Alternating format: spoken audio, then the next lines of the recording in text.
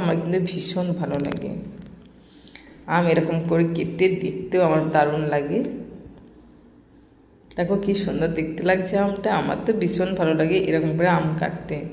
আর এই আমের কিউবগুলো কিন্তু মুখে ভরতেও ভীষণ ভালো লাগে। দেখো আমের কিউবগুলো সরের মধ্যে নিয়ে নিয়েছি, আর বাকি আমটা আমাকে নিয়ে নিতে হবে।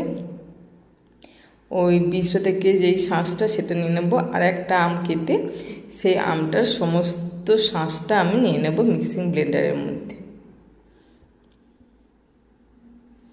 আমার মতন কারা এই আম ভালোবাসে প্লিজ কমেন্টে জানাবে। আর আমার তো এই আমটা ভীষণ প্রিয়। যাদের বাড়িতে এই গাছ আছে তাদের তো আশা করি অন্য কোনো আম খেতে ইচ্ছাই করবে না। চলো সমস্তটা নেওয়া হয়ে গেছে, এবার আমি একটা ব্লেন্ড করে নেব। দেখো যে দুধটা ছিল সেই দুধটা আমি কড়াইয়ের মধ্যে নিয়ে নিয়েছি। কড়াইয়ের মধ্যে নিয়ে বেশ ভালো মতন করে জাল দিয়ে খানিকটা আমি ঘন করে নেব দুধটাকে।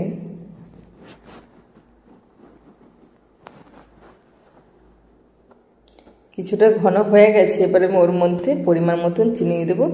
যে মিষ্টতা আমাদের দরকার, আর আমটার মধ্যে তো একটা মিষ্টতা আছে, কিন্তু পরিমাণ মতন আমাকে চিনিটা দিতে হবে।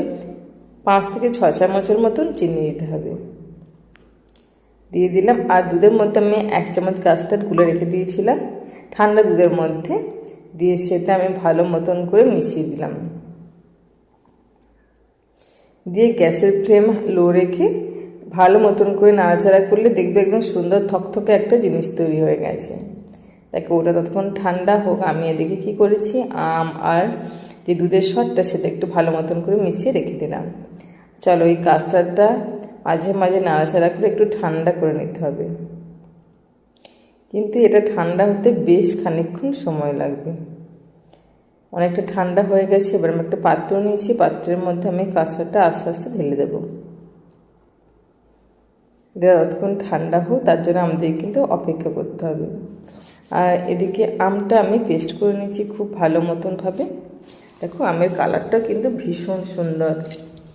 অন্য আমের কিন্তু এত সুন্দর কালার হয় না, শুধু হিমসাগরের আম্রপালিরই এত সুন্দর কালারটা হয়, আমার তো জানার নেই। চলো এই কাস্টার্ডটা অনেকটা ঠান্ডা হয়ে গেছে, এবার আমি ওর মধ্যে দিয়ে দেব আমটা। ব্যাস দিয়ে দিলাম। এবারে সমস্তটাকে আমি ভালো মতন করে মিশিয়ে নেব কাস্টার্ডের সঙ্গে। দেখো কালারটা একটা সুন্দর চলে এসছে, লাল।